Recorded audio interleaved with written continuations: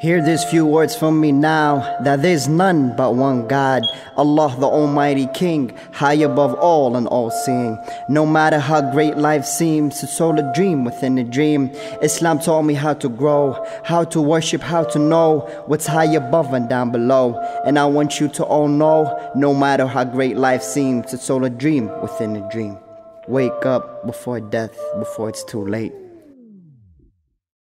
Make no mistake about it, Islam is a violent religion. Is there a Muslim problem? Look what's happening. We are dealing with a culture that is in its medieval era.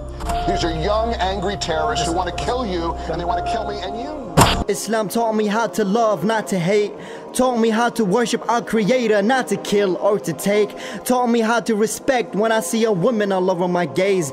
Islam taught me how to be thankful to everything Allah gave. Taught me how to be good and peaceful before I die, before I enter the grave. Cause we will come back to life and be judged on what we did in the judgment day. We will come back to life after death, just like how Allah created, He will recreate. Being a Muslim is the sweetest thing your life will ever taste.